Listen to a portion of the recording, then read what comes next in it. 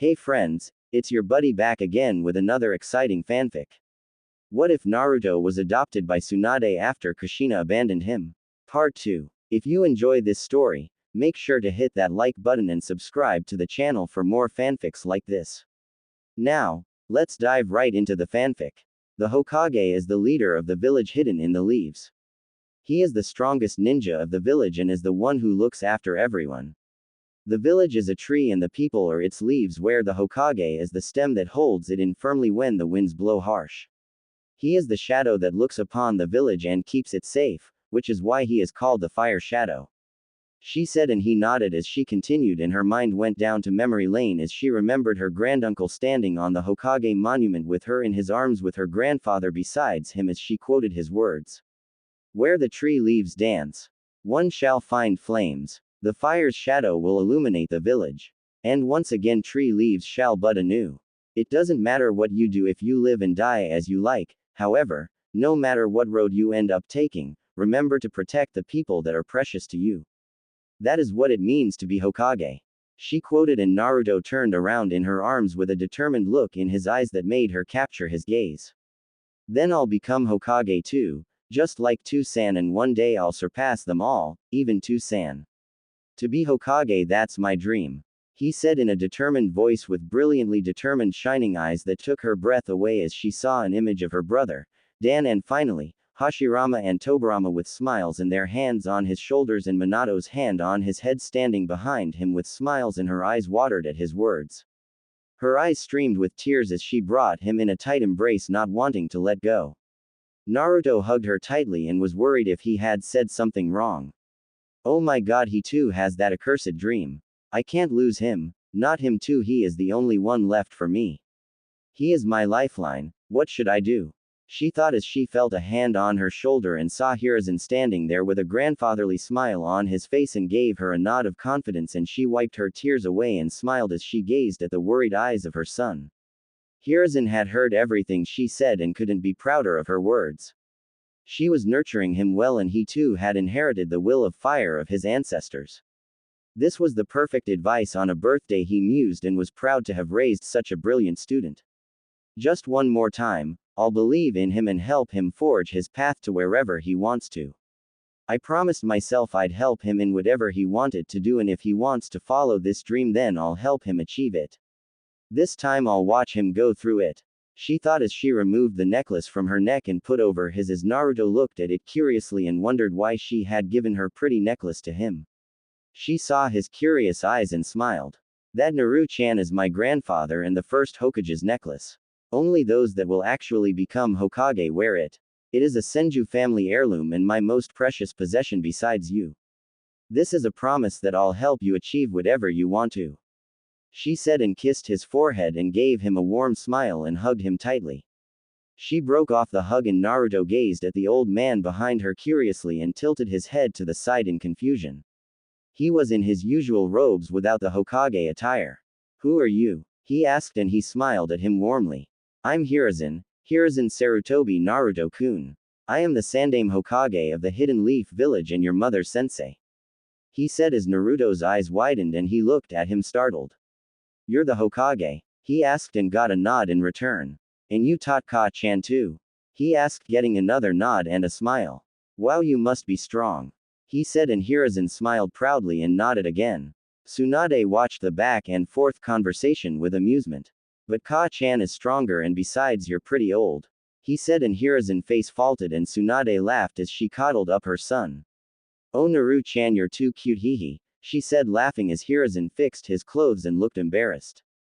Just you wait, old man, I'll take that position of Hokage from you and kick you out of your office. Just you see, he said, making Tsunade and Hiruzen laugh, and Naruto pouted and puffed his cheeks, making him look adorable as Tsunade brought him into an embrace and he snuggled in her arms, making Hiruzen smile warmly. I have no doubt, my boy, he said, and Naruto smiled at the old man and thought he was a good man even if he was pretty old now. Alright Naru-chan, now run off to your Nei-chan and let your Ka-chan catch up with her sensei, alright? She said softly, and he shook his head and crossed his arms, making her smile. She kissed his cheek and he let his arms drop but still shook his head. She kissed him on the other cheek and he pouted. You're mean, Ka-chan, you always do that. He said, and she giggled as he ran off into the house, and Hiruzen took a seat beside her and dipped his feet in the slowly flowing water of the stream. It's a surprise to see you here, sensei. Shouldn't you be in the village? She asked, and he smiled. No, Jiraiya took care of the work for me today, letting me come and visit you. After all, I do have to spoil my grandson. I had to bribe him with my crystal ball, letting him peek for 10 minutes. He said, and she smiled as both sat in comfortable silence. I'm surprised you let him pursue that dream. I thought you hated the position of Hokage. He said, and she nodded. I still do. She said, and he looked at her with a raised eyebrow. But if he wants to pursue that dream, then I'll help him get there. I promised myself I'll let him do whatever he wanted, and this is the first time he has ever set a goal for himself, and I didn't have the heart to refuse him after seeing his eyes. He is the only one that I can't refuse anything to. I'll believe in him and give him whatever he wants. She said, and he smiled and nodded as he gazed at the river. I'm proud of you, Tsunade. Of all the three of my students, you are the one that has made me the proudest. He said, and she looked at him surprised, and he put a hand on her head and smiled. She felt pride in her heart as she felt like she was back in her genin days when she wanted to hear those words from his mouth. The will of fire burns brightly in that boy, and I know you will nurture him to become a fine man. He said, and she nodded. You must be happy, sensei. To become Hokage, he will have to become a shinobi under your command. She said, and he nodded. Of course I am happy. I have great hopes for him, and I see that Jiraiya was right. He loves you dearly. He said, and she smiled and nodded. So not going to ask me to return to the village, sensei? She asked, and he shook his head, making her confused. No, Tsunade. The council wants to get their hands on Naruto, especially those elders, with Danzo being the primary threat. They have amassed quite a lot of power from me over the years, and me and Jiraiya are working to re-establish the old ways. It is better that Naruto stays here with you than return to the village.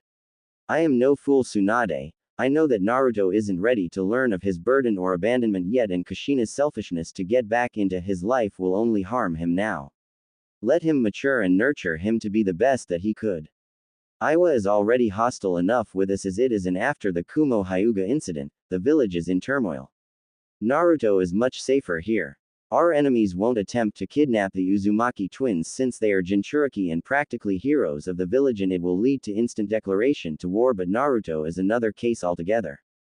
They will try to abduct him and force him to be brainwashed and become loyal to the village or eliminate him altogether. Our spies have noted that they are looking for Naruto ever since they learned of your adoption and that he is outside the protection of the village.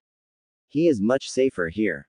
Let the village get back up to strength and let me resolve these internal issues, then you can return and Naruto can lead a peaceful life and be strong enough to protect himself. He said, and she nodded, trusting the professor completely. She knew he always wanted the best for her and Naruto along with the village, and agreed with him on every point. Thank you, sensei. She said, and he nodded as they stood up and walked back to the house. They walked up to Naruto and Shizune, and Hiruzen smiled as he took out a packed gift and handed it to the blonde, who took it with a polite bow. Hiruzen was surprised at the politeness and sudden elegance that the boy held and smiled. He saw him waiting for his permission, and he smiled and nodded as he opened it slowly and took out a packed set of custom-made shurikens and smiled happily and thanked him. Hiruzen just ruffled the boy's hair and smiled. All right, now I have to get back to the village. I can't be gone too long or Jiraiya might make peeking legal in the village. He said, making them all besides Naruto chuckle, who was confused. Arigato, Gigi. He thanked him again with a bow, and Hiruzen smiled and nodded as he went out the compounds and towards the village. They celebrated his birthday like every year, and Tsunade gave him some scrolls on the basic fundamentals of shinobi and promised to start his training from the next day as his present, and they all celebrated until Naruto fell asleep from exhaustion. Meanwhile, in Konohagakure no Sato, Uzumaki clan compounds, Kushina was at the party as she half-heartedly entertained the guests and kept glancing at the entrance if maybe Tsunade would come, though she knew the chances were really slim, if at all none. She watched as Jiraiya and Kakashi were there with the twins happily, and Jiraiya had told her that he had given the invitation, but she had refused it completely.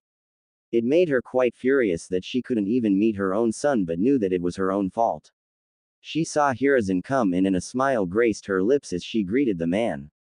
Both of them walked towards the twins, and Hiruzen smiled a grandfatherly smile at the two of them. Happy birthday Narumi and Mito.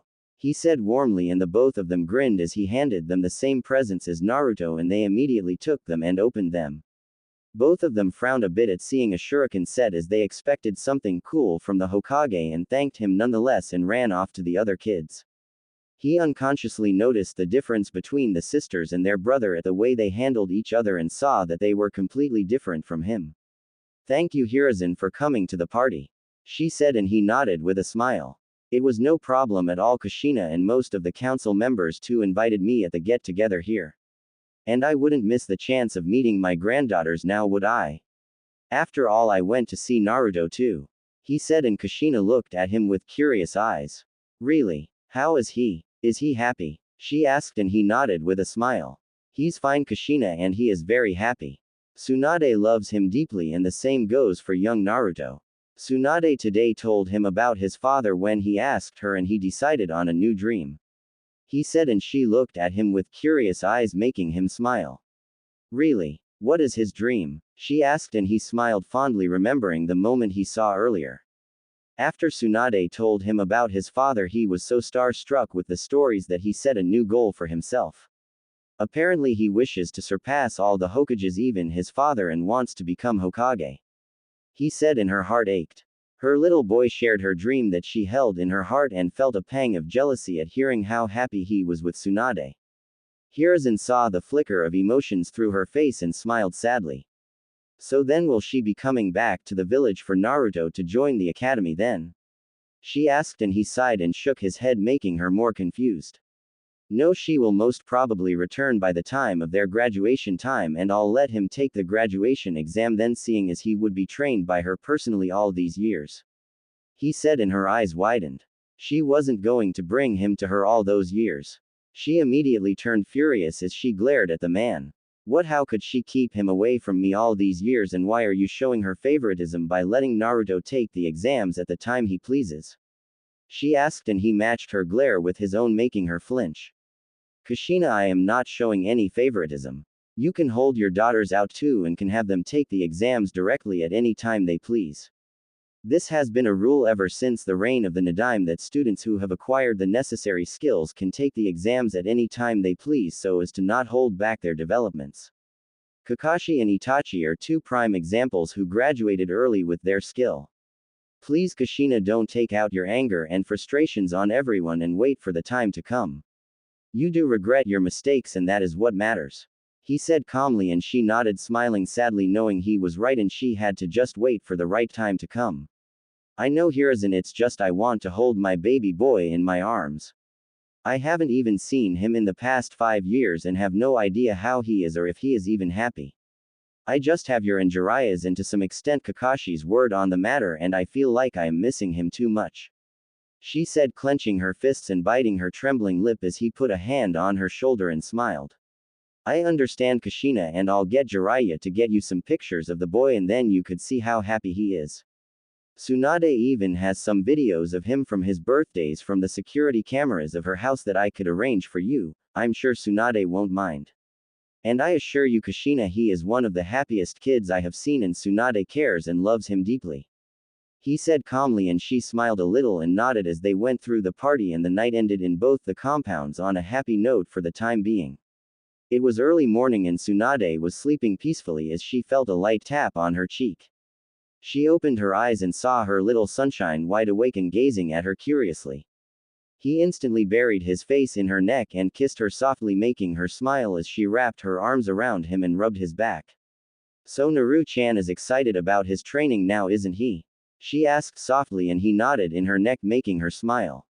She sat up and put him on her lap as she brushed his hair softly, and he played with her blonde locks. So Ka-chan, what will you teach me today? He asked, and she smiled as she kept brushing his hair softly. Well, we are going to try and unlock your chakra, Naru-chan, she said, and he nodded, beaming happily.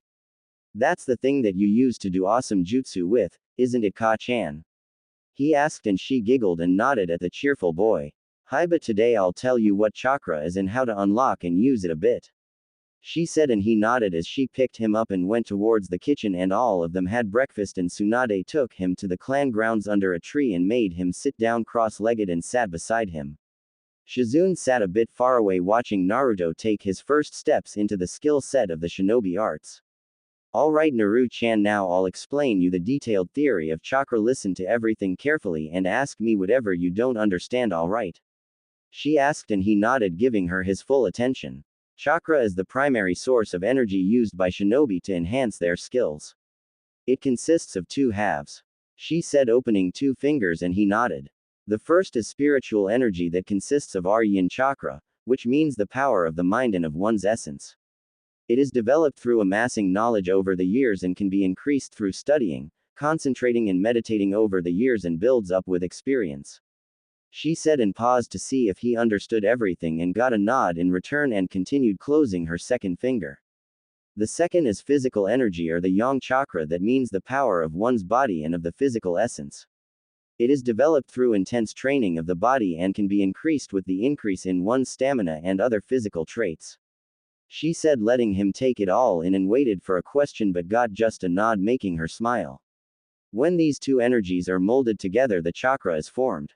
They can be used separately too, but the skill and control required to use even one of them separately is beyond what most shinobi can use.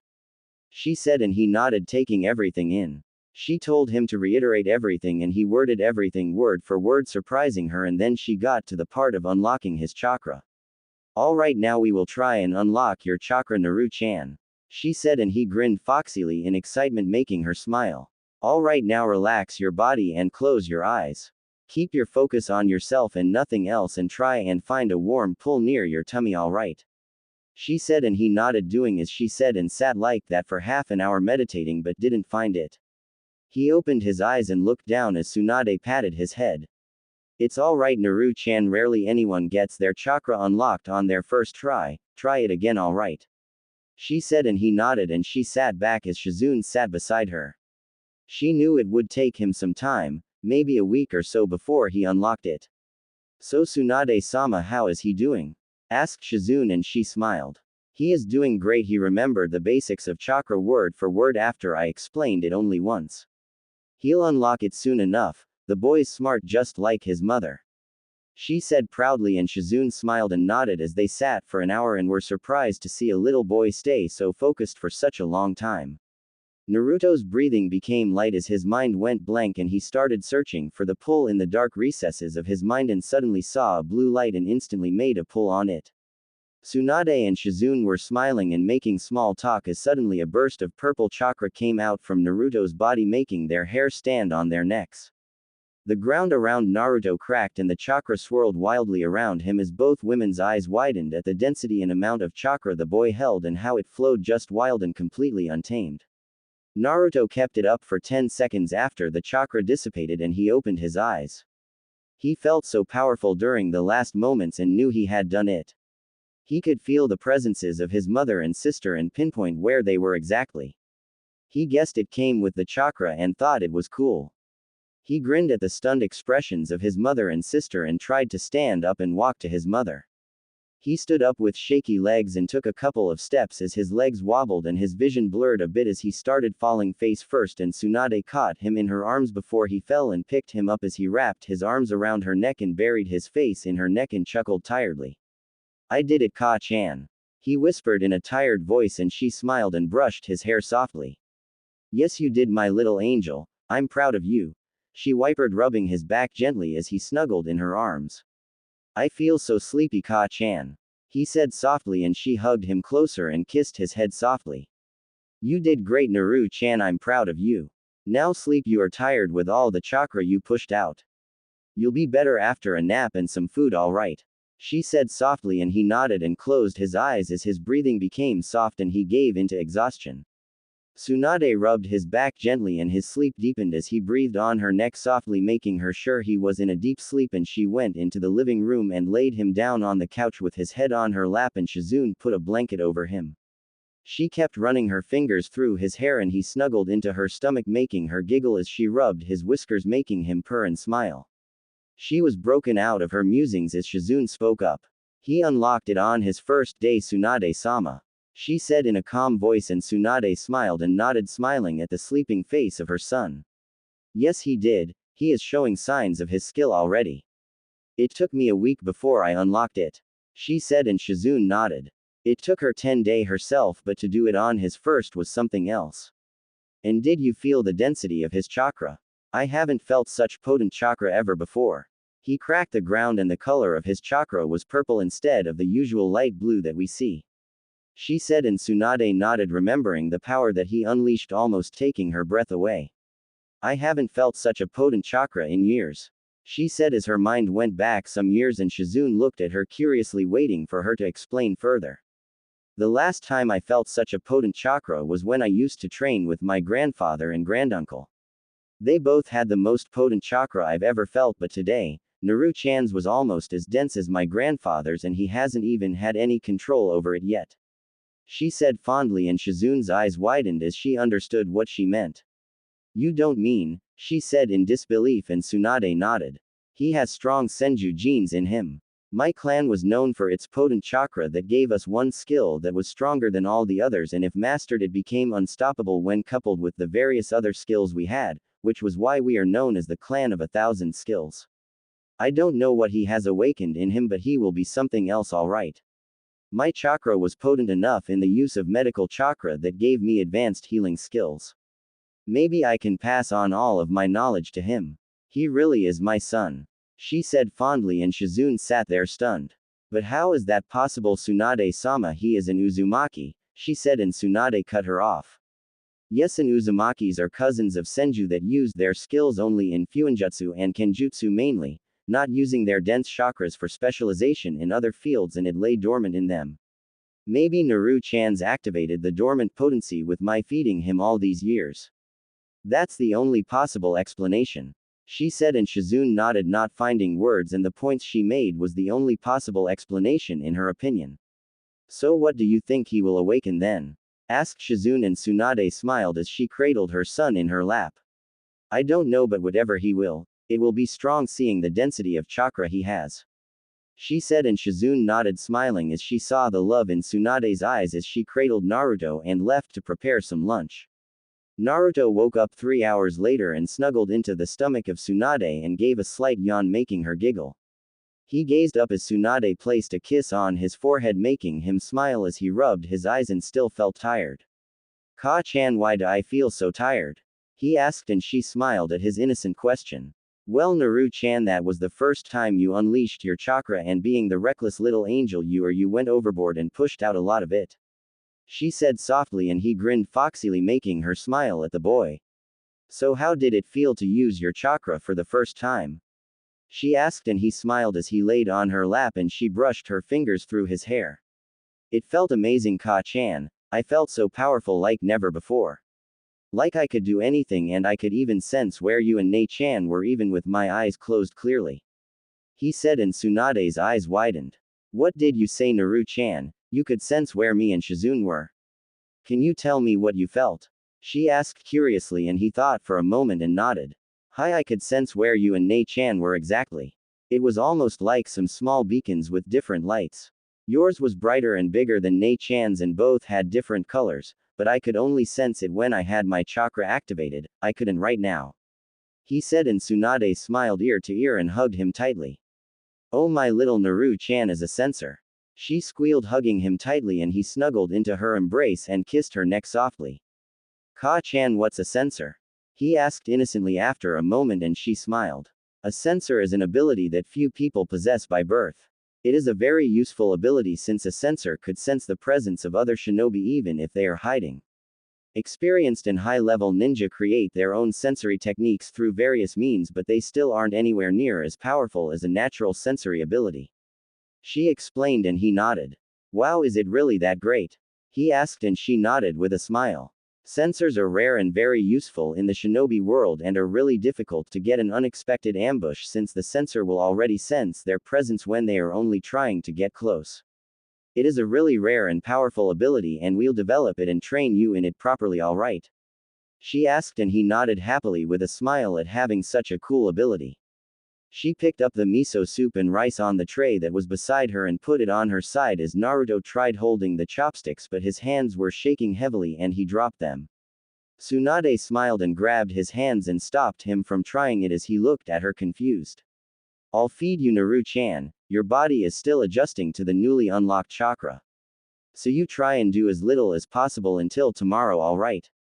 She asked and he nodded as she fed her little boy, and as he finished he yawned cutely and Tsunade picked him up and walked into her room as she tucked him in and kissed his forehead and moved out as she started studying the scroll for Minato's taijutsu style.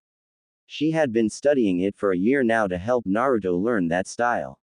She had to admit it was a fearsome style when mastered. She had studied it in detail to help him work out whatever she could help him in and knew that she had to lay a good foundation for her boy to build on. Shizune saw her studying and smiled as she saw the determination on her face to teach Naruto. Ever since Naruto had come into her life she hadn't even thought about gambling and drinking, and it made her feel pride for her master.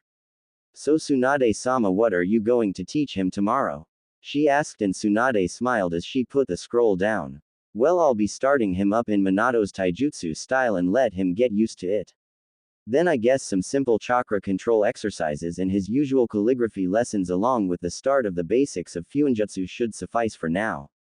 This won't put too much pressure on him and will help him grow as well. So I guess from morning till noon we'll go through taijutsu, then a couple of hours for chakra control and the basics of chakra theory, and after lunch a couple of hours for fuinjutsu. That was the basic schedule one have in my mind, and then from evening till dinnertime he could play and relax a little. She said and Shizune nodded. That was a pretty nice schedule in her opinion and would help him grow immensely with one-on-one training with a Sanin, she mused. They sat making small talk before Tsunade decided to call it a night and went to bed with her little blonde sunshine as he cuddled up against his mother. Next morning, Tsunade woke up to the rays of the sunshine falling on her face as she gazed at the little boy cuddled up beside her and smiled. She brought him close to her and he snuggled up against her as she laid a kiss on his head and he snuggled in further, making her giggle. She started laying kisses all over him and he giggled and tried to get her off. Ka-chan, stop it, you're tickling me, he said in between chuckles, and she smiled as he yawned and hugged her close and closed his eyes. Come on, time to get up, Naru-chan, she said softly, brushing his hair, and he whined and kept a hold on her. 5 more minutes, he said with a yawn, and she giggled and held him close to her, letting him have his rest. He woke up after 10 minutes and was gazing at her with curious eyes as she smiled at the boy. So what are going to do today, Ka-chan? He asked and she smiled, already expecting the question. Today we are going to start you on some new things, but I'll tell you once we start it, she said, and he pouted. He gazed at her with innocent wide eyes and looked at her pleadingly. Please, you love me, don't you, Ka-chan? You can tell me, he said, rubbing her cheek softly, making her resolve melt away, and she smiled and shook her head. You are getting too smart, mister, but this time you won't be getting me with that look. Now let's go, she said, and picked him up on her shoulder with one arm as he flapped his leg and punched her back, trying to get off, and she laughed. Let me go, Ka-chan, I'll get back to you for this, he said, struggling half-heartedly, and she giggled. Oh, you're 100 years too early to get me, mister, she said, giggling, and Shizune laughed as she saw the two coming into the dining room that way. All of them had breakfast and finished eating it in comfortable silence. Alright, Naru-chan, let's go outside and get you started with the first part of your schedule, alright, she said, and he nodded, pulling her with him, happily running, making her giggle and follow the enthusiastic blonde outside. She led him to a small clearing and stood in front of him as he looked at her with those wide, curious eyes, making her smile at the little blonde. Alright, Naru-chan, today we'll be starting you with the first main branch of the shinobi arts, taijutsu, or hand-to-hand combat. Most people learn a single taijutsu style that contains both defensive and offensive katas, but we are going to go with a different approach in your case, she said, and he tilted his head to the side cutely. Why is that, Ka-chan? He asked innocently, and she smiled. Well, you see, Naru-chan, the taijutsu style your Ka-chan uses is a defensive style with very little offensive strikes, but I have customized it to my own needs with my own techniques. So to not make you too forced on those, if you don't manage to make it and learn my techniques, we will start you with your father's style, that is completely offensive, and then let you master my style and see if you can learn the technique your Ka-chan uses to overcome its limitations, she said, and Naruto nodded happily, way too excited at the prospect of learning the two styles of his parents. Ka-chan, you said that you use a technique to perfect your style. What is that technique? He asked innocently and she smiled at his attentiveness. That's very sharp of you, Naru-chan, but I will show you when I deem you are ready for it and maybe even teach it to you. You will be the first one ever to learn this technique other than me. She said, and he looked at her with glimmering eyes. Just you wait, Ka-chan, you'll be teaching me that special technique in no time. He said, and she giggled. I have no doubt, Naru-chan, about it, Naru-chan. She said with a genuine smile showing the faith she had in the boy, and he grinned foxily. Alright, Naru-chan, here is the scroll for the taijutsu style. Now we will go through the first 2 katas for today. That should give you enough to cover the basics of the style for today. I'll help you fix your mistakes and make corrections to your stances, so now go on. She said, and he nodded, unrolling the scroll and tried to copy the katas in the scroll, making many mistakes that Tsunade was constantly pointing out and fixing for him. At noon, Naruto was huffing and puffing from the strain the katas were putting on him as he plopped down, and his muscles ached from the newfound exhaustion that they had. He had to admit his Tsunade must have been a speed freak to go through and master the katas of such a style. Tsunade smiled as she saw the plopped-down blonde bundle in front of her.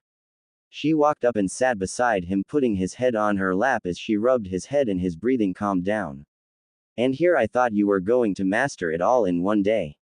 She said playfully, and he glared at her tiredly. Hey, it's not my fault that Tsunade was a speed freak. Just you see, I'll master it. He said heatedly, and she giggled and kissed his forehead gently, giving him a heart-warming smile. I have no doubt that you'll surpass me and your father one day. I believe in you completely. She said warmly, and his eyes widened as he looked at her with watering eyes. Really? He whispered, and she nodded with a smile as he threw himself in her arms, making her giggle and cried. There, Naru-chan, strong boys don't cry. She whispered, rubbing his back, and he sniffed as he kissed her neck softly. I love you, Ka-chan. He said, making her heart warm, and a wide smile spread on her face. I know, my little sunshine, and I love you the most. She said softly, and he smiled. No, I love you the moistest. He said, and she giggled. The mostest, Naru-chan? She asked in a giggle. Hi, he said, making her chuckle. Alright then, I love you the mostest too. You're too cute, my little angel. She said with a giggle as he snuggled in her arms. I'm not cute, I'm dangerous. He said, puffing his cheeks, and she laughed as she got a mischievous tint in her eyes. Dangerous, huh? She asked slyly, and he gulped as she took a position like a pouncing tiger and pounced on him. Ruar, she said as she started tickling him, and he laughed, trying to get her away but to no avail. Ka-chan, stop. It tickles all right, I'm cute, please stop. He pleaded in giggles as she stopped and picked him up in her arms as he snuggled in her embrace.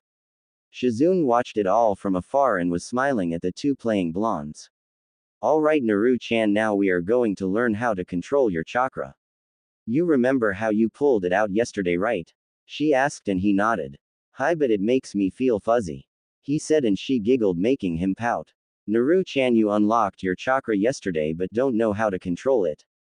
You pulled almost all of it out yesterday at once and released it into the air, which made you feel fuzzy. She teased, and he puffed his cheeks. Hey, that's not funny. He said, and she laughed as he huffed and sat down, turning his head the other way and crossed his arms. She got behind him and put him on her lap as she put her head on his shoulder and saw his eyes were closed and was angry. Alright, I'm sorry, Naru-chan, you can forgive your Ka-chan, can't you? She asked gently, and he snorted and looked away. She got an idea as she sniffed and put her face in her hands, faking crying.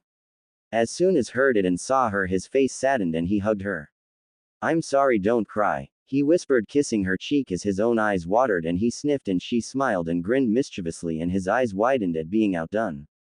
See, you are 100 years too early to outdo me, mister. She said, and he huffed but didn't say anything, instead blushing in embarrassment, making her giggle. Alright, so let's move on. Now to learn how to control your chakra, the first chakra control exercise and the simplest of them all is the leaf balancing exercise.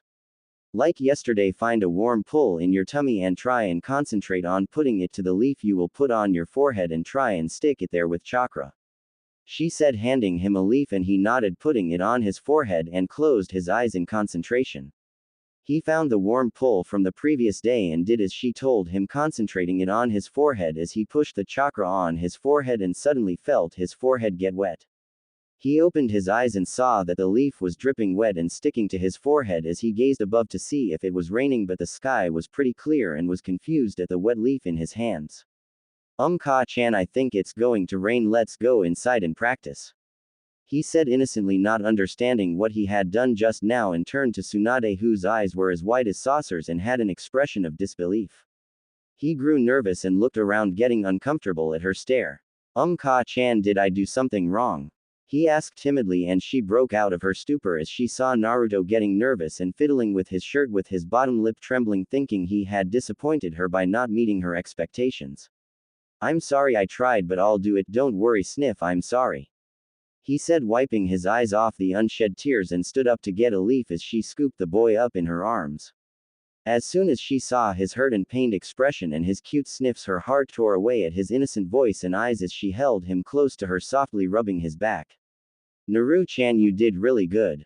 I was so surprised at how good you did that I was shocked, and I'm so proud of you. She said softly as he sniffed in her neck and she felt her neck getting wet. Really, I did good. You're not upset or disappointed? He asked shyly with a sniff, and she cupped his face in her hands and kissed his tears away softly, giving him a gentle smile. My little Naru-chan can never disappoint because you never cease to amaze me. She said softly, and he smiled, kissing her neck and snuggled in her arms, and she held her little boy in her arms happily. Yes, you did really good. Now let's go and start your calligraphy practice, alright? She said, and he tilted his head to the side cutely. But what about chakra control, Ka-chan? He asked, and she smiled, ruffling his hair, making him giggle. We'll get to that tomorrow. There is something I will have to change for it to be more effective for you, and then we'll start. So go and get started to your calligraphy arts, and I'll join you in a moment, alright? She asked softly, and he smiled and nodded as he ran off, and she walked into the house and took a glass of water and drank it halfway in a gulp and sat down on the dining table staring at the water intently. Shizune came in and saw her master sitting there staring at the glass of water, lost in thought, and sat in front of her. Tsunade-sama, what's the matter? She asked, and Tsunade looked up, surprised that she had spaced out, and smiled fondly. Looks like Naru-chan really is my son, she said in a far-off voice, making Shizune confused as Tonton too looked at her confused and oinked in confusion. What do you mean, Tsunade-sama? Of course I know he is your son, she asked, and Tsunade shook her head with a face-splitting smile, making her all the more curious. No, I mean he is closely related to the Senju blood somehow and has awakened the dormant Senju special ability today that I told you about. I have figured out what he has awakened, and I couldn't be prouder, she said, and now Shizune was dying of curiosity and the suspense that had built up. What has he awakened? What is his dormant ability? Tell me, Tsunade-sama, she asked pleadingly, and Tsunade's smile didn't falter as she giggled at her tone and the reaction she knew would come. Our little bundle of sunshine is more closely related to my grand uncle than we could ever imagine. He has inherited the special skill of one of the two most powerful Senjus in history, she said, and Shizune's eyes widened and her jaw dropped to the ground. Why you don't mean? She stuttered, and Tsunade nodded with a grin. Hi, he has inherited Tobirama Senju's absolute control over the water element. The same thing that my grand uncle once told me had happened in his childhood to show his strong affinity to the water element happened today, she said, and Shizune's eyes were glued to her as she watched her with an amused smirk, and how she hung onto her every word.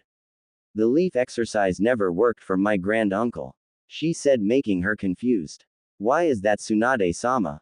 She asked, and Tsunade smiled as she remembered her grand uncle and the times she had spent with him. Because Shizune, his affinity to water was so high that as soon as he concentrated his potent chakra to the leaf, instead of floating on his forehead it would become dripping wet. And the exact same thing happened today with Naru-chan, she said, and her eyes widened as she came to realization. That's great, Tsunade-sama, he'll be really strong one day, she said happily, and Tsunade nodded but had a worried face, making her confused as suddenly she stared at Shizune intently, making her nervous. Shizune, we will keep this to ourselves, don't even tell Jiraiya about this for the time being. I don't want him treating Naru-chan differently or forcing him to master his ability and pressuring him too much, and the less people know, the better it is, as it would create a huge target on him, since many have tried to gain such mastery over their element but have failed since it can only be inherited genetically. My feeding my little boy and his distant relation to the Senju clan has made it good and given him an ace in the hole against any dangers. She said, and Shizune nodded, agreeing completely with her. So how will this change his training, Tsunade-sama? She asked, and Tsunade thought for a few moments and answered. Well, not much for now, but we'll have to change the leaf exercise somehow to suit him better, and I'll start going through my grand uncle's scrolls that he left in the Senju archives for anyone in our clan who may have inherited this ability in the future. We will have to get his control up to par. He will have an easier time at elemental manipulation of water than anyone else, but he still will need the control over his chakra to use it effectively, plus his affinity will aid him better in medical ninjutsu, and I'll get his chakra control on par with me one day. She said, determined fully, and Shizune nodded happily, offering her help in any way she could. She really wanted to pass on her skills to her son. She mused happily and wished that her little brother would learn all her skills and carry on her legacy with him. Shizune went through the dishes in the sink, washing and wiping them up before placing them neatly on the shelves. She hummed happily, enjoying the calm and quiet house while going through her chores. She loved how the past years had been so stagnant and stable in their lives ever since her master had adopted Naruto into her life.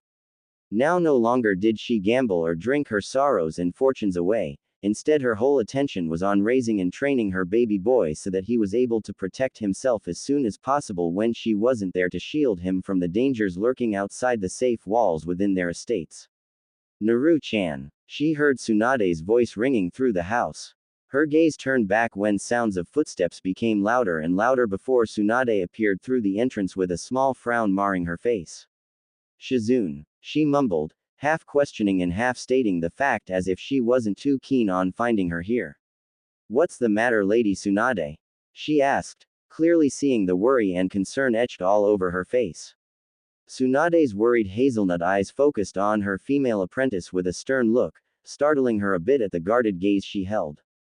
Where's Naruto, Shizune? For the life of me, I couldn't find my boy anywhere, she spoke in irritation and a little annoyance, making the raven-haired girl giggle.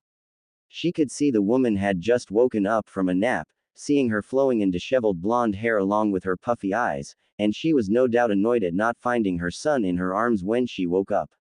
Naruto went out into the forests an hour ago, my lady. He looked quite reserved and thoughtful, as if he was trying to find something important. She trailed off when Tsunade pinched her eyebrows in realization of where he had gone off to. Probably went to search for the herbs I was teaching him about before I fell for a nap.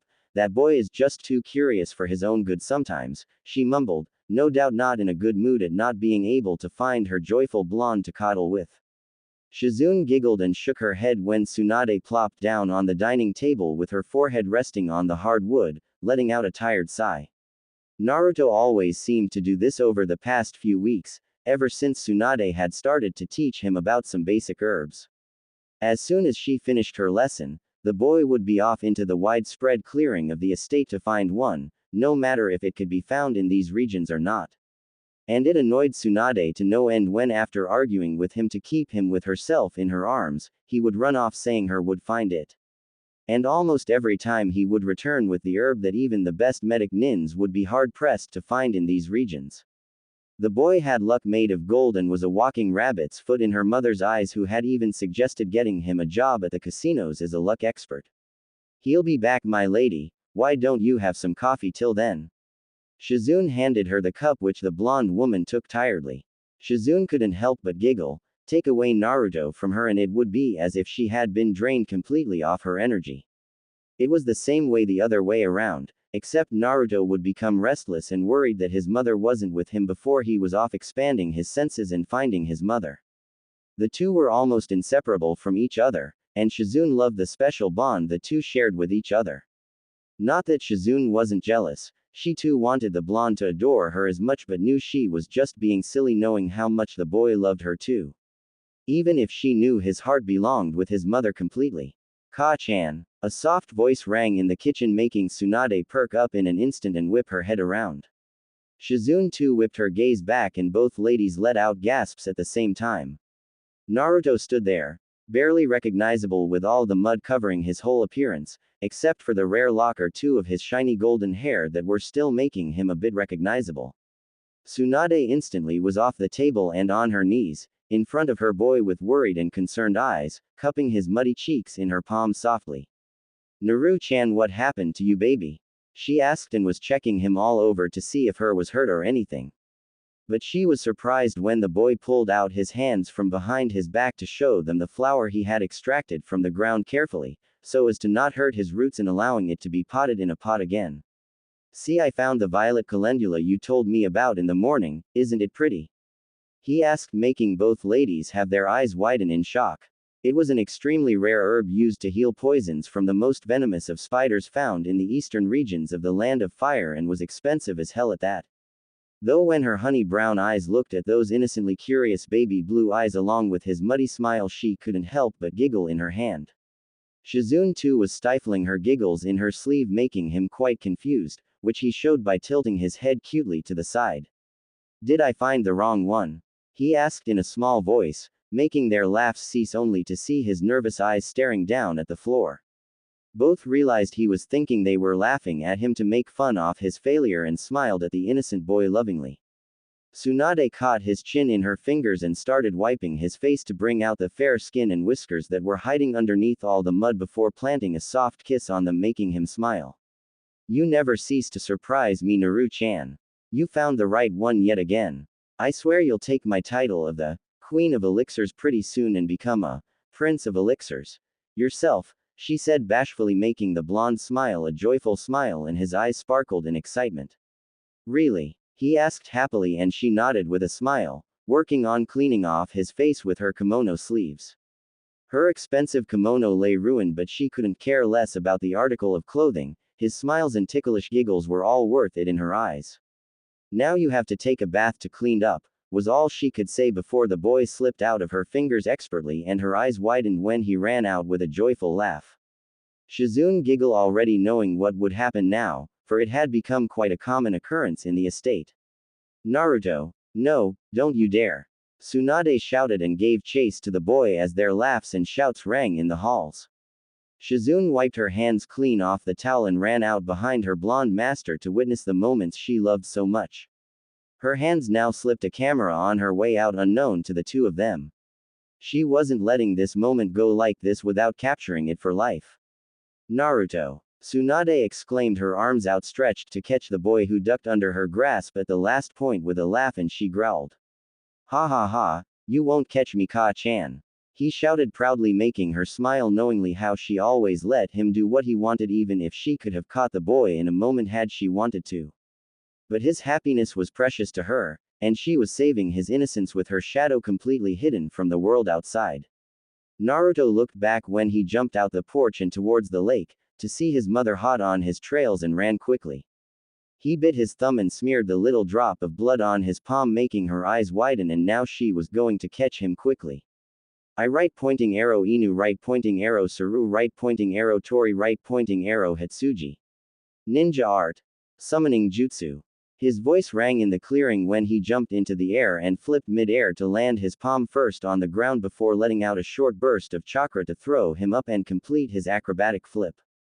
Kanji covered a circle on the ground where he had touched the ground, and a puff of smoke revealed quite a confused and orange human-sized toad looking around for his summoner.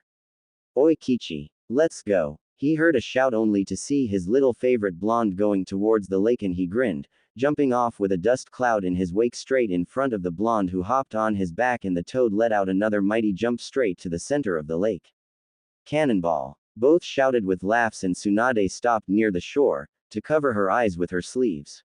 Splash. Naruto came out of the rippling water of the lake and shook his head clean of the water, with the toad under him doing the same. Both laughed, seeing the half-drenched Tsunade standing there, glaring at them angrily. Naruto, she whispered in a low voice, but the blonde heard it clearly and his laughing stopped. Slap slap slap. Oi, that hurts. The orange toad exclaimed, rubbing his head where the blonde boy was slapping it harshly. Run, you idiot. Naruto hissed, making the toad raise an eyebrow.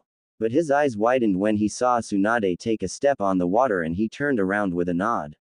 On it, bro. The toad exclaimed and started swimming away from the angry mother who was running on the water after them. But it was all for naught when Gamakichi crashed into something as soon as he turned around, and both shrunk comically to see Tsunade standing there intimidatingly with her hands on her hips. They knew what was coming next. How many times have I told you to? No cannonballs, they can hurt you. The next time I see that pervert who made you sign the contract and teach you summoning so soon without my permission, I swear he'll beg for death when I'm done with him. She scolded the two who looked down on the water surface to not aggravate her anymore. Naruto knew his mother only got angry when he tried to do something that would hurt himself, and he stretched out his arms to his mother who was standing in front of him. Her eyes softened and she caught his armpits in her palms and scooped the boy who hid his face in her neck and planted a soft kiss on her cheek, making all her anger wash away. I'm sorry.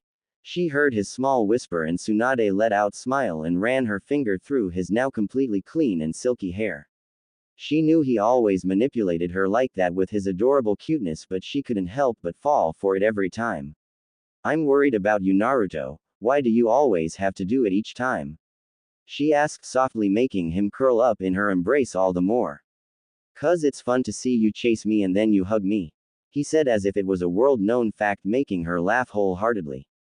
Is that right? She asked playfully and giggled when he let out a cute, hi, in her neck. Her fist bonked the toad's head gently, making him rub his head childishly. And you should at least not play along. She scolded the toad, who nodded, mumbling about unfair and scary mothers destroying their fun plans. What did you say? She asked with narrowed eyes and growled when the toad dispelled itself with a laugh. Shizune put down her camera, having exhausted her new reel just now, but she caught each moment perfectly.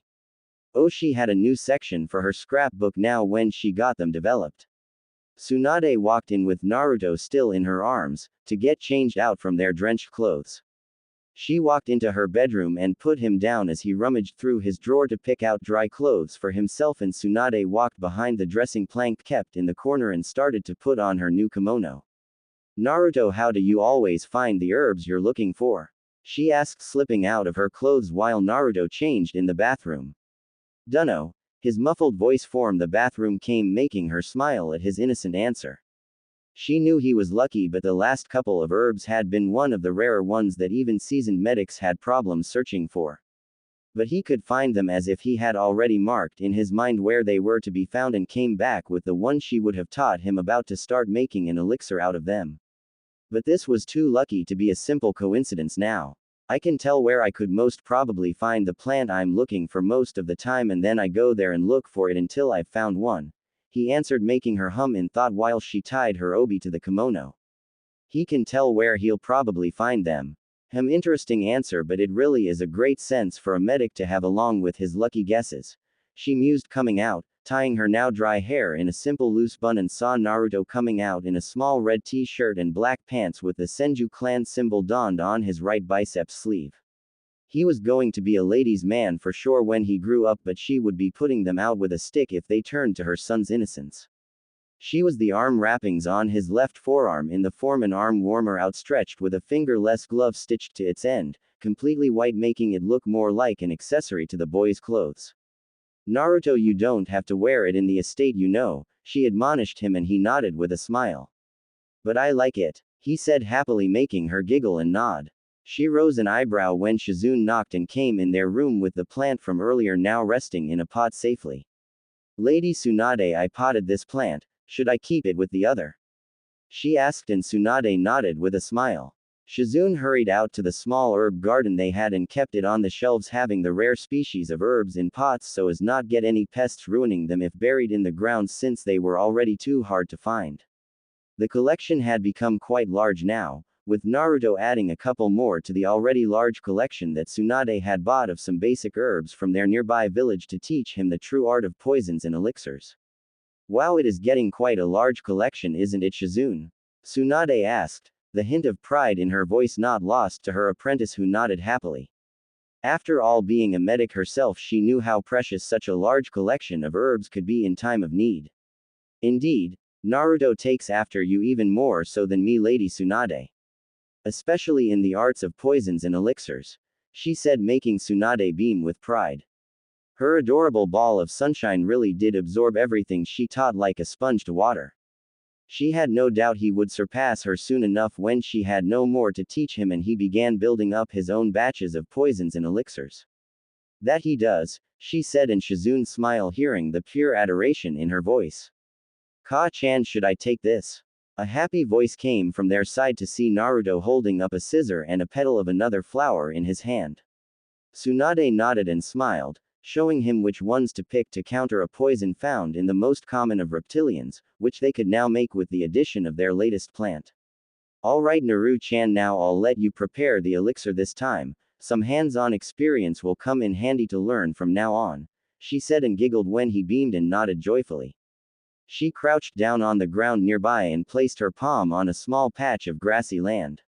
Her wrist twisted, manipulating the earth with some Doden chakra to twist the earth and form a small pit there. She watched Naruto's pouting face and giggled. He had been pestering her to teach him that, but she wouldn't give in just yet and have him do training all the time instead of enjoying like he should at his age. No, I'm not teaching it to you yet, Naru-chan. First you'll complete water manipulation before you move on to earth. Not even a simple jutsu until then, and no more of those doe puppy dog eyes, she admonished him before he could protest, making him sulk and pull out some grass sullenly. But you don't let me take any plants in my room and now you don't teach me this, he whispered sadly, making her heart tear away at the innocence and sadness laced in his voice. She knew he was sad when she had stopped him from taking any plants in his room like he wanted to in the past few weeks. The boy loved them like his own pets, but she couldn't have him turn the house into a forest, which could have been harmful, mind you, with all the various oxidants the plants released at night, which she was sure he would turn the house into with all the plants he was always scouring out that he loved. Her heart tore away seeing his shimmering eyes, and she had half a mind to let him grow a damn tree in her bedroom rather than see him cry like that. Naru-chan, she called out, making him look at her with a soft sniffle that made him look all the more adorable in her eyes. I'll teach you how to heal cuts and scrapes with the basic stages of my mystical palm jutsu if you listen to me, alright? She asked and giggled when he blurred into her chest and squeezed her for dear life. You're the best, Ka-chan, he exclaimed happily, and she let out a small laugh, kissing his head gently, and smiled when he turned back to his lesson. She watched him put all the petal and roots in the pit as she told him to, in the concrete hard pit. She snapped her fingers under the petals of the violet calendula to spark them alight gently with the precision only an experienced medic like her could have. She put out the small fire in her fingers as soon as they turned to pick ash before she ruined the process and precious herb as well. Her eyes turned up to her baby boy to instruct him on the next step when she saw his shimmering wide doe-looking puppy dog eyes looking at her pleadingly with a small sniffle. She slapped her hand on her forehead and sighed tiredly. There was only one thing that the boy found more interesting than the little Doden manipulation she did for the pit. And that was the little Kaden manipulation exercise she used for her elixirs. But she couldn't have him light the house on fire if she started teaching him that, knowing how he would practice it even in his room until he had mastered it. But she had to give him something, else he would be saddened even more with all the chakra control exercises she had been putting him through the past year.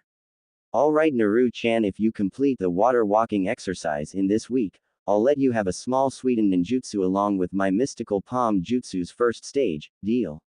She asked and laughed when the boy brightened up and his tears lay forgotten. The boy was too curious for her own good, was what she told herself like always. She watched how her son manipulated the water around his hands straight out of the vapors in the air and turned them into a small glob of water hovering above his palms. She watched on mystified as he played with it as if it was a toy, not knowing he was manipulating the element to a degree most would give their arms for, as if it was a plaything to him. Is this enough, Ka-chan? He asked, breaking her out of her thoughts, and she nodded. Most medics taught to make elixirs in sterilized porcelain bowls, but she was teaching him this way so he could be ready to make anything anywhere if the situation called for it and not be bounded by the lack of equipment found in hospitals like some of the lesser accomplished but respected and non-field medics out there.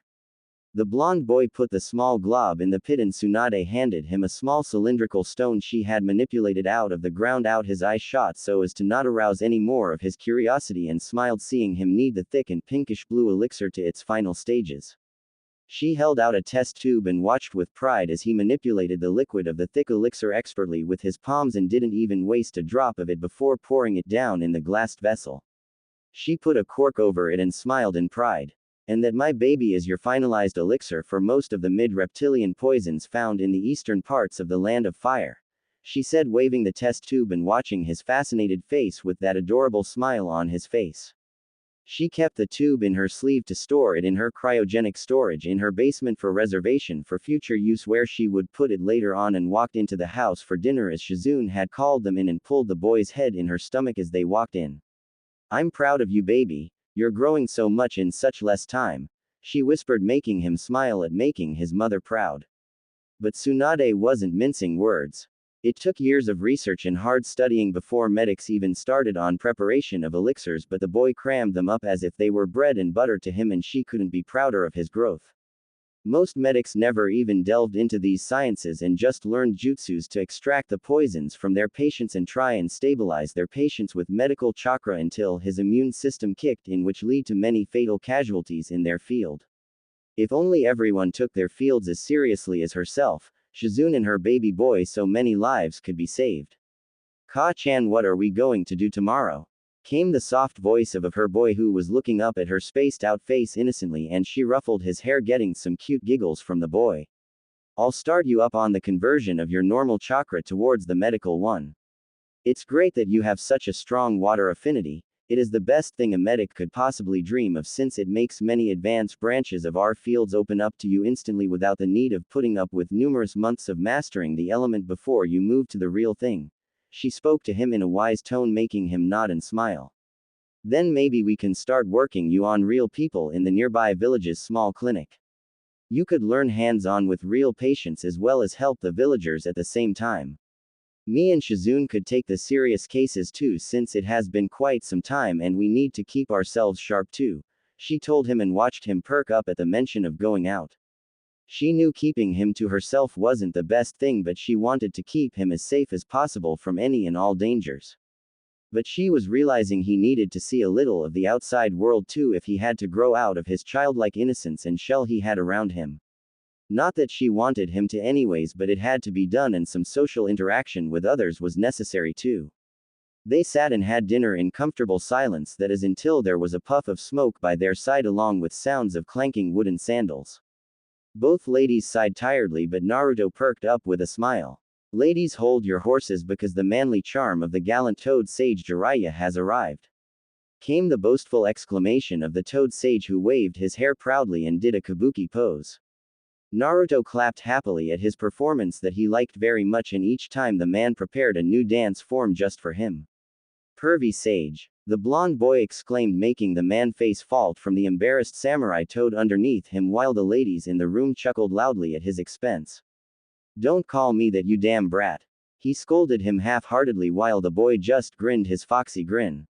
Tsunade told him to keep that nickname for his godfather, and the man cried anime tears at the lack of respect they had for him.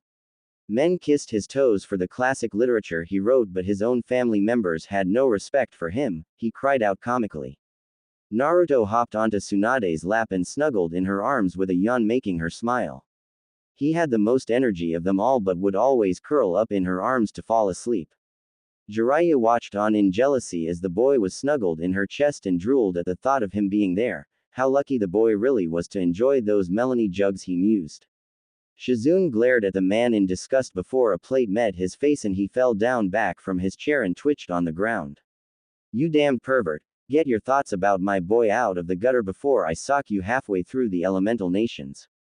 Tsunade fired in her usual way, and Shizune giggled as the man mumbled something with a dazed look, clearly out of his senses.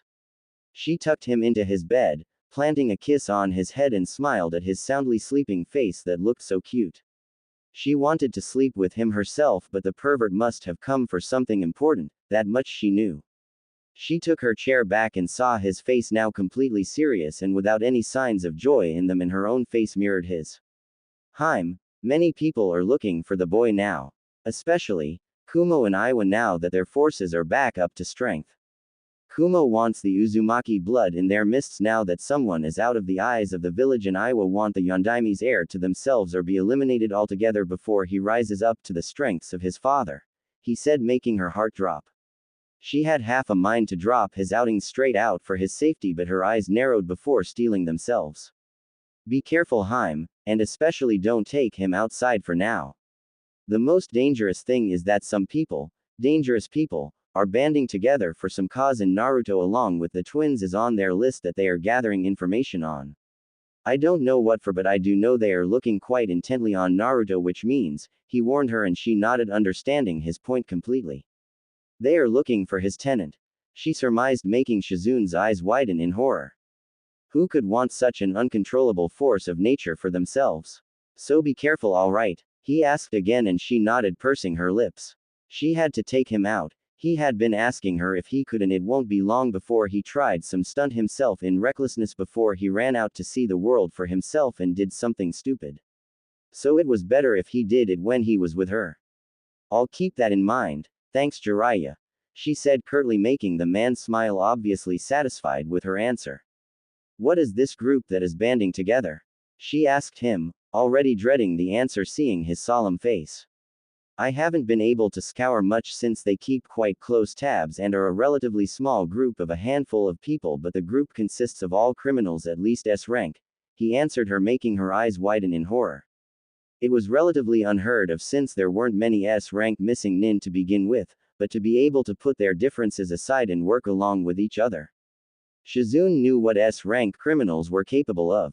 A shinobi was only given an S rank rating if he was able to harm at least a battalion of shinobi all on their own and still come out breathing. So a group could possibly take down even some minor shinobi villages, if not major ones. And these people were looking for Naruto, both thought dreadfully at the same time. Jiraiya sipped his water, letting the females take it all in before he spoke up on the topic he needed to raise with her. Haim, he called out softly, and saw her eyes on guard almost instantly. It hurt him to see it, but he knew she was the one who possibly knew him the best after all these years. Tsunade knew whenever he called her he would demand something she would obviously refuse. And this most probably involved her baby boy if she knew him like she did. We have to up Naruto's training, Haim. Medic training is fine and all, but he must be trained in. He trailed off when she stood up abruptly and turned around. He is fine as he is, this matter is finished. You may take the guest room if you wish to stay the night. She was cut off when Jiraiya stood up too, a stern expression on his face that showed he wasn't backing down no matter what. Tsunade, he said with such seriousness it made Shizune shiver, seeing the tension in the room rise when the two Sannin flared up their tempers at the same time and glared at each other dangerously. There are people, dangerous people after him. Healing won't stop them no matter how great a medic he is. He needs combat. He was cut off when her glare intensified. If healing won't, then my fists will. She snarled back and he glared right back heatedly. And how long will you protect him and keep him under your arms, coddling him like a baby? He hissed angrily at her stubborn disposition. As long as I breath, that long. She hissed right back, both of their palms now on the tables, and Shizune gulped and sweated when they unknowingly raised their killing intents and flared their chakras. Tsunade, think about what you're saying. He needs the training and combat experience to protect himself and become a fine leaf shinobi in the future. He is my godson. That was the wrong thing to say, since as soon as he said leaf shinobi and godson her temper flared to insurmountable levels. And he is my son. She shouted back at him with humongous amounts of killing intent, making even him flinch as she raised her fist and tore apart the dining table in half cleanly with her super strength punch. You bastards want to take his childhood away and push him into training like a weapon so that he could be the man Minato was 20 years his superior in under 5 years. He will do as he wants, and as I want, she said firmly, making him scowl. Even Kushina agreed to double up their training. He said, and she was barely holding back, punching him through straight into the Hokage's office now. She can do whatever the hell she wants.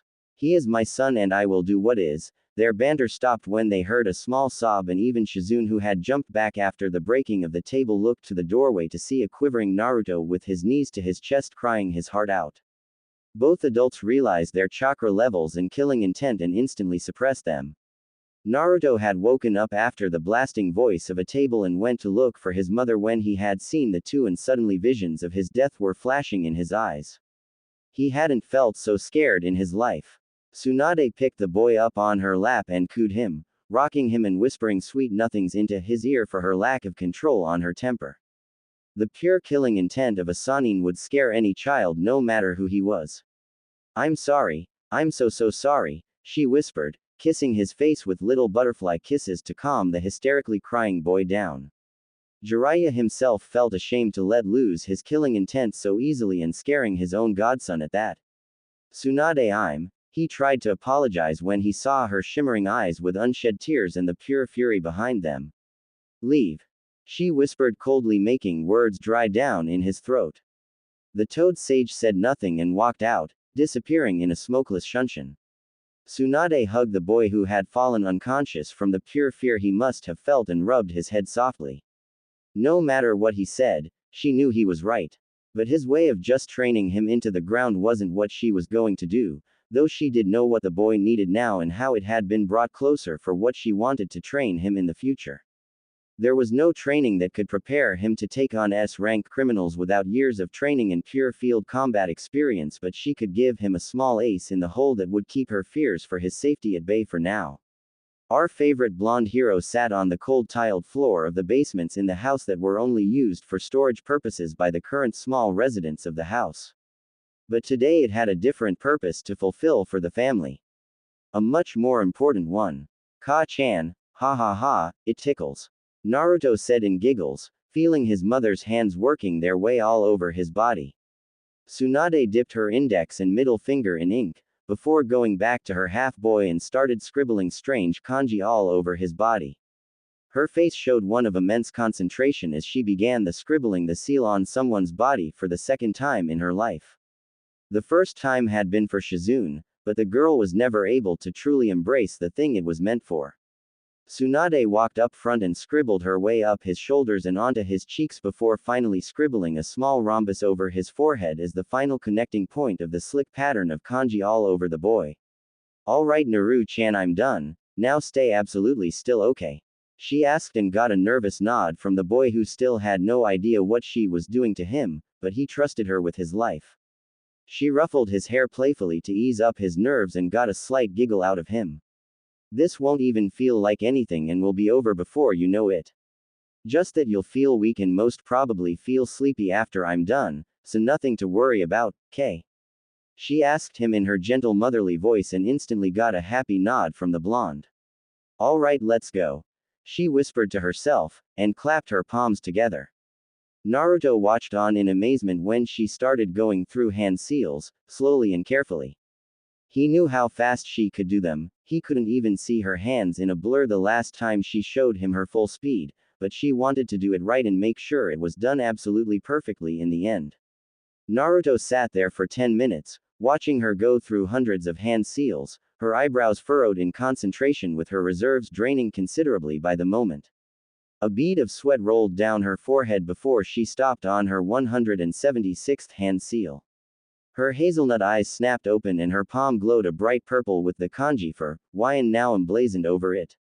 She placed it on the center of the boy's forehead, straight over the diamond-shaped mark, and Naruto felt something funny all over his body.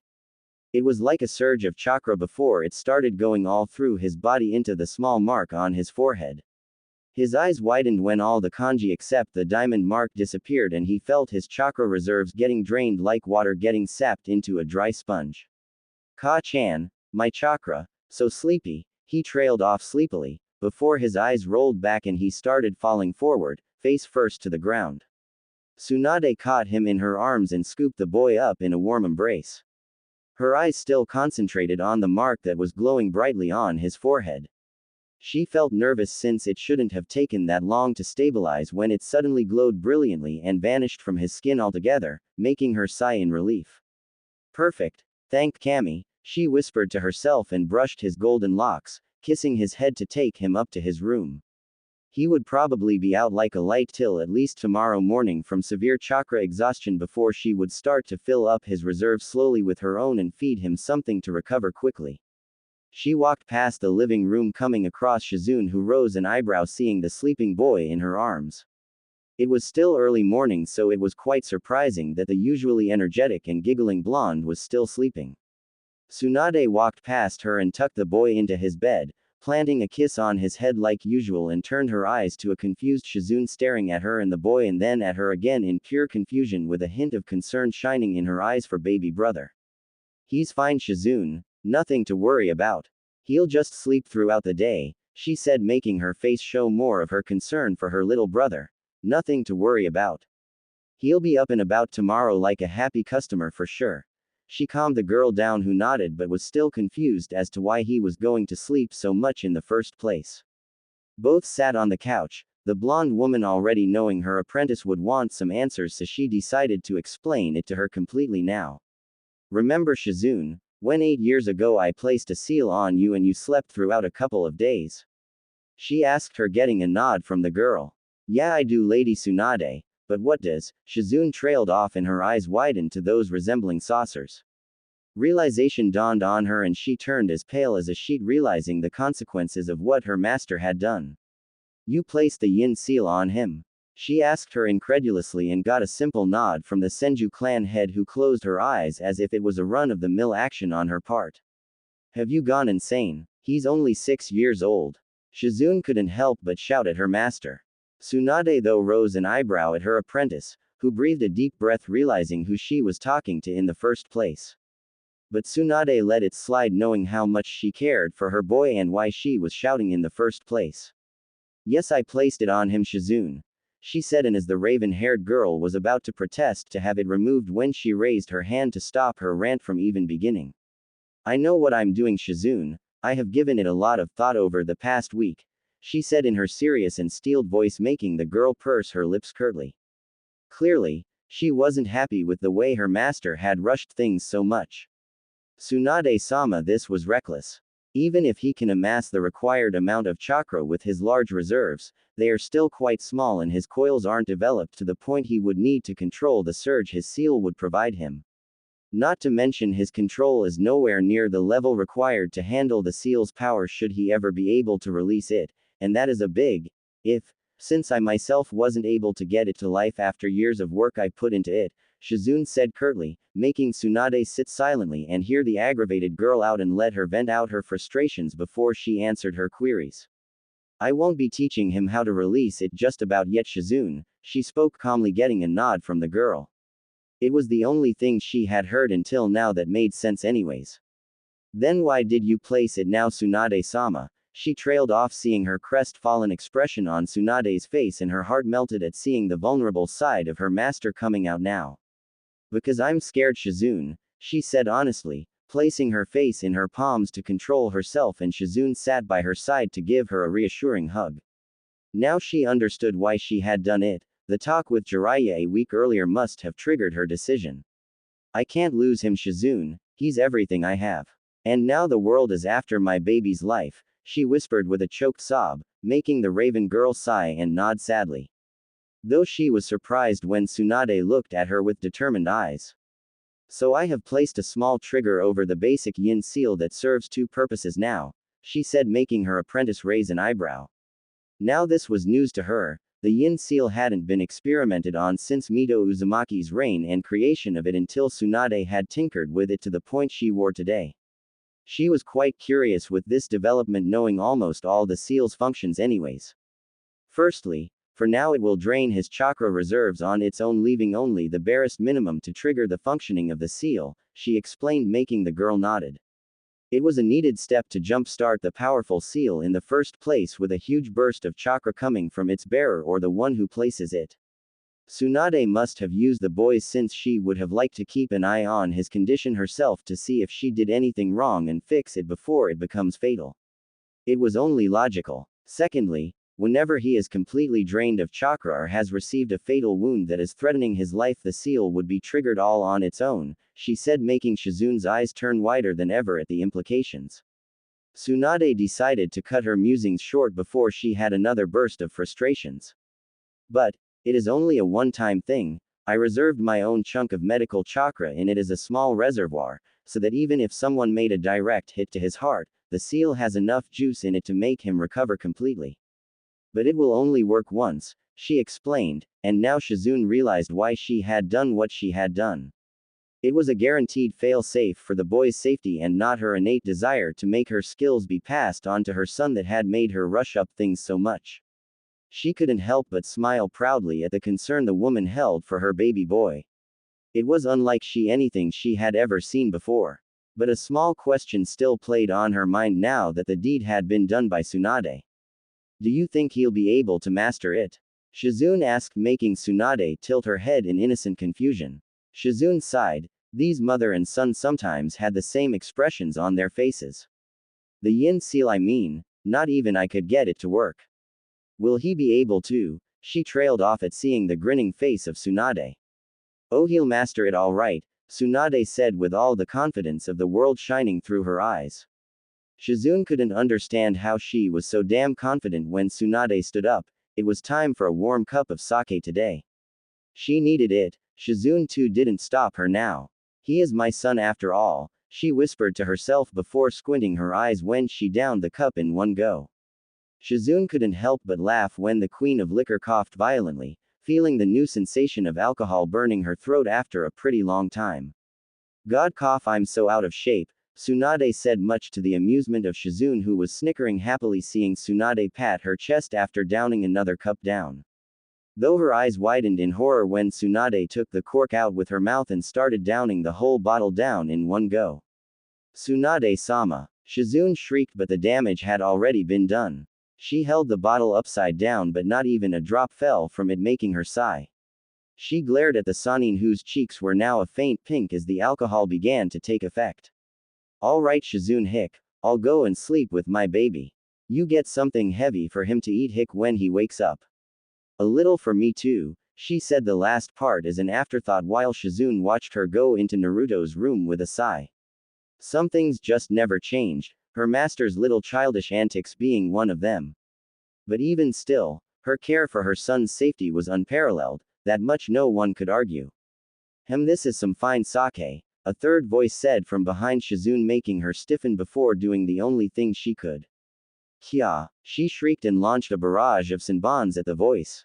She sighed in relief at seeing the mane of hair now covering Konoha's legendary Toad Sage for protection from her attack, who was chugging down the contents of the new bottle quite happily without a care in the world. Shizune couldn't help but wonder if she and Naruto were the only normal ones left around here now. How long have you been here, Jiraiya-sama?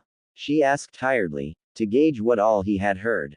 The man though leaned on the wall with his back and wiped off his face with a smile that was quite too serious for Shizune's liking. Long enough, he answered cryptically, making her sigh yet again at his unclear reply. She didn't even bother to ask how come they hadn't felt his presence. After all, the man was a master at espionage and held a spy network greater than Konoha's own at his personal disposal. Jiraiya was happy that Tsunade was taking his words and warnings to heart and not lacking in the boy's safety. But it still wasn't enough in his eyes, he had to do something. What are you thinking, Jiraiya-sama? He heard Shizune's voice and broke off from his thoughts with a warm smile, shaking his head. Shizune couldn't help but be nervous. The man was rarely serious, if ever, and it was scaring her, to be honest. Oh, nothing for a fine beauty like you to worry about, Shizune, he said with a lecherous grin, making the girl face palm and leave while shaking her head, muttering something akin to, hopeless perverts. Oi, he yelped indignantly hearing her remarks, but she had already left, making him sweat drop. He chugged down another gulp of sake and racked his brain to do something to make the boy have an ace up his sleeve, while keeping his mother seemingly oblivious to all his efforts. A moment later he let out a mischievous giggle before disappearing in a smokeless shunshin. Oh, Tsunade was going to flip when she heard about his own hands-on with the boy, but it would be worth it in the end. Next morning, Tsunade's head pierced with head-splitting headache and she cursed herself for going all out with her bottle of sake like the old days. But she needed to let all her fears to rest and have a little sleep with her baby after a week worth of restless nights. She held a half-ram hand seal, her medical chakra coursing throughout her body. Her liver's metabolism was increased exponentially for a few moments with its extra dose of chakra, and all the side effects of alcohol were drained out in a matter of seconds. Her honey brown eyes blinked innocently, staring into the curious wide baby blues that were staring at her intently while a small hand had her cheek cupped. Her face lit up with a small smile, leaning down into the small hand with a fond smile. Ka-chan, you smell funny, he whispered, making her giggle and pull him close to her in a hug. He must have smelled the strong essence of liquor on her. How are you feeling? She asked, instantly her mind regaining its bearings to let all her worries wash over. her maternal instincts kicking in automatically. Tired? He whispered in a rasped voice, snuggling in her neck with a cute yawn. She could feel his shaky arms, most probably from chakra exhaustion. She, unknown to him, placed her palms on his back, which glowed green to let her medical chakra fill up some of his reserves. Naruto felt something re-energizing him and broke off the hug to look at his mother in innocent confusion. "Ka-chan, what did you do?" he asked curiously, making her grin. She flicked his nose playfully, getting a cute giggle out of the blonde. "That was one of Ka-chan's magical hugs, you like it?" she asked playfully, getting a small squeak of, "Hi," from him. She hugged the adorable thing to death, who was more than happy to return her hug. Both their noses twitched in unison and they grinned at each other with a knowing grin.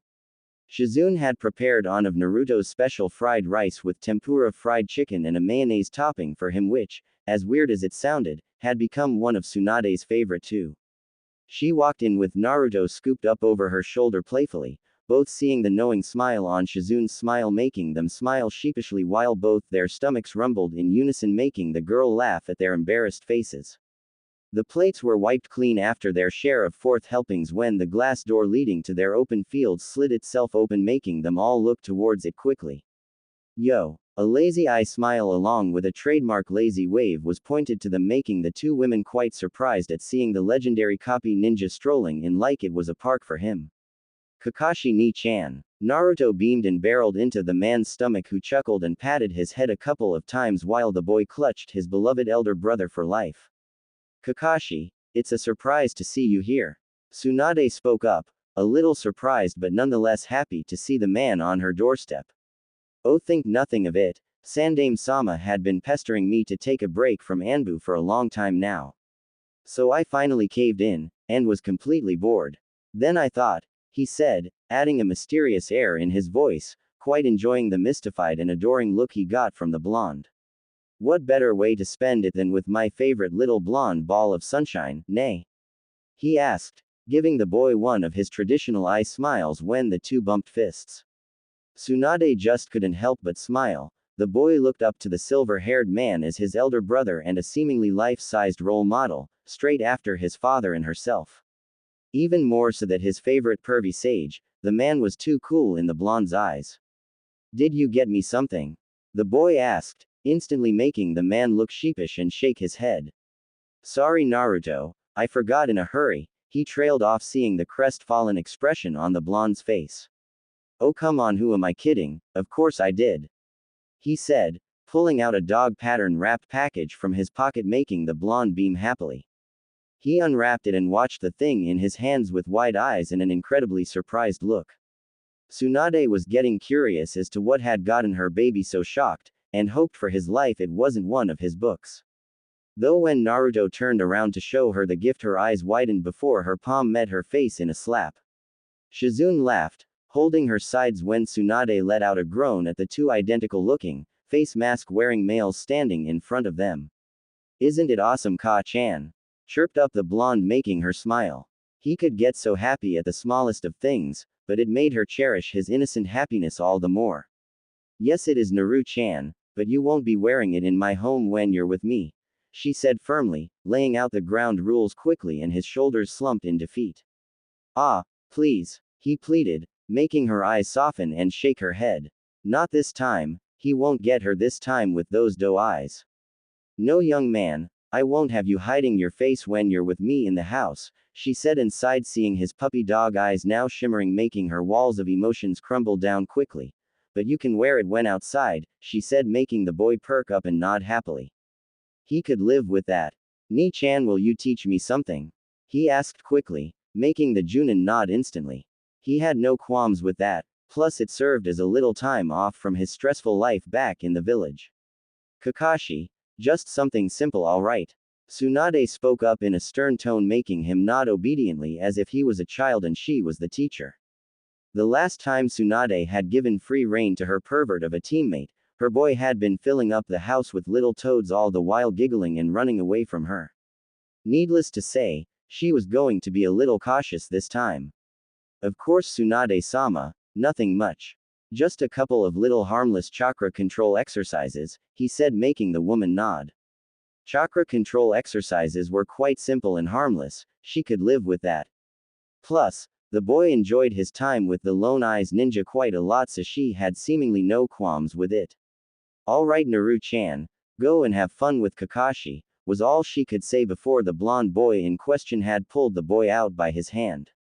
Naru-chan be back by evening. She called out, getting a hi in return. She slumped in defeat when he out of her sight and disappeared into the trees. So much for spending some quality downtime with her son, she sulked childishly. Oh come now Tsunade-sama, let's talk some more. We rarely do that these days, Shizune consoled the sulking mother, who smiled in agreement, and both got into their girly mode to chat their hearts out about seemingly nothing in particular. In the forests, Kakashi stopped the boy, currently looking too high on sugar, halfway, and dusted himself off the twigs that had been stuck to him while he was being dragged like a dead sag through trees. Alright Ni-chan, what will you teach me? The happy blonde chirped up. Kakashi I smiled and ruffled his hair playfully. I already told you kiddo, only chakra control today. I still wish to live lest die by your mother's hands, he trailed off, seeing the boy's pleading eyes. Oh come on, I already completed water walking 2 days back. At least teach me a simple jutsu, he pleaded childishly, making the man sigh. Naruto, the number of techniques don't make a shinobi, it's how you use them in the heat of the moment that determines how great a shinobi you can be, he said sagely, making the boy pout cutely. Says the man who knows more than 1,000 techniques, he said pointedly, making the lone-eyed Anbu sweat drop at his reasoning. It had its merit of reason in this discussion as much as he wanted to deny it. But he knew of a way to goad the boy on, and do the thing that he had come to do in the first place. Trust me Naruto, you'll love the results you'll get when you're done with my exercises, he trailed off, seeing the suspicious look from the blonde. As much as he didn't want to do it, the bribe his employer had given him was way too much to pass on, even with the looming threat of a deadly Tsunade chasing him for his life like a Shinigami out for a soul. Your father created it, was all he could say before Naruto's eyes were 2 inches away from him with a determined look in them. Teach me. He whispered with a steel-like voice Kakashi had never heard before from the boy. He could see how much the boy adored his father, and it made him remember the great man his sensei really was. Alright, but only on 2 conditions, he said, picking up 2 fingers with a serious look in his eye. First, you are not to tell your mother about this until it is fully completed, and I have told you can do so, he said, making Naruto turn hesitant at first. But it was something his father created, he couldn't pass it up, so he nodded, promising himself to apologize and make up to his mother for it. Second, you are never to teach this to anyone until you really know the potential it holds. And always use its power to protect yourself from danger or your precious people. Deal? He asked, putting his hand out for a shake that Naruto took with a grin and nodded, agreeing with his conditions instantly. Naruto was quite confused when Kakashi took out a water-filled jiggling balloon from his hip pouch with a serious eye. Alright Naruto, for the first step all you have to is pop this balloon. Pop. Splash. Kakashi stared at his wet hand and then at the blonde, who was holding a small twig that he had used to poke the balloon, quite blankly. There. Done. He said happily, making the Junin sweat drop at his innocent reasoning. He sighed, wiping his hands off, and took out another one from his pouch. As I was saying, all you have to do is pop this balloon. He caught the offending twig before he could pop it and continued on. With your chakra. He completed his sentence calmly, and sighed, seeing the boy nod in realization while he handed him the balloon and took another one in his hands for demonstration. Naruto watched on with a calculative gaze, as the balloon convulsed in on itself, wildly, seemingly disforming from many ends before the rubber finally caved into the extreme pressure. So what do you think? Kakashi asked for his word before going on to explain its intricacies himself. Not like a child like him could figure it out. You rotate the chakra from your palm in opposite directions from multiple directions, increasing the swirls to make the pressure in the water increase until it becomes too much for the rubber to handle, and it finally, well, pops. He finished his statement cutely, making the Junin's eye turn as wide as a saucer and looking at the blonde as if he were an alien. A 6, almost 7 in a week, boy had explained the first step of the seemingly most powerful jutsu in his father, the Yondaime Hokage's arsenal, as if he was on a field trip. How? He asked stupidly, making the boy shrug carelessly, making him sweat drop. He was reminding him quite a lot about him now that he thought about it, not the genius part but the lazy and careless one, mind you. It's quite simple. Ka-chan always says try and look for details in even the smallest of things. She's taught me how to analyze the workings of chakra and how to pick up even the most minute of details so that it may help my medical career in the future. So it's quite simple. He pointed out to the Junin, who now could see where he was going with this. Needless to say, he was quite impressed. The Senju clan head was laying an iron wall foundation on his basics, and once he would polish them up completely and move on to the advanced things, it would be child's play for him. Alright then, Naruto, that is the first step. Now here, he said, handing him 2 small scrolls which Naruto took with a little confusion. Those contain the following 2 steps to complete the exercise. Open them up only when you've mastered the previous one completely. He explained, making the boy nod. But why 3 steps, Nisan? He asked innocently, and Kakashi remembered no matter how smart he was still a kid, and ruffled his hair playfully. Because my little ball of sunshine, your father had a habit of making a lot of complex things in life. This being one of them. So for non-genius people like us, he said, ignoring the snort from the boy who knew how big of a genius his big brother really was, we divided the exercise into 3 steps, he said, getting an understanding nod from the boy. But it still didn't make sense to him. But what do I get after I finish the 3 steps? He asked again, now making the calm Junin quite nervous, who patted his head softly, making his innocent eyes look at him in confusion. It will improve your chakra control quite a lot. Let's just leave it at that, alright? He said, making the boy nod, who got onto it and sat cross-legged staring at the balloon as if it was a demon from hell and trying to burn a hole in it with his azure eyes. Kakashi chuckled lazily, much to the annoyance of the blonde, who couldn't get the damn thing to even convulse even after an hour. Don't worry, kiddo, it took your father 3 years to complete it and another to master it. 6 months for me, even after I knew this shortcut, so don't expect it to be quite that easy, nay. He said playfully, but saw the boy's frown still fixated on the balloon as if it were his enemy. He was about to say something when he heard the boy's words. I'll do it in a month then. I'll make him proud of me, believe it. He whispered the last part to himself, but Kakashi could hear it all too well in the silent clearing. He couldn't help but see an image of his father's proud visage standing behind him with crossed arms, those steel-like azure eyes both father-son possessed, watching his boy in obvious pride shining in those firm eyes. And here it is. New update. I hope you like what I've done.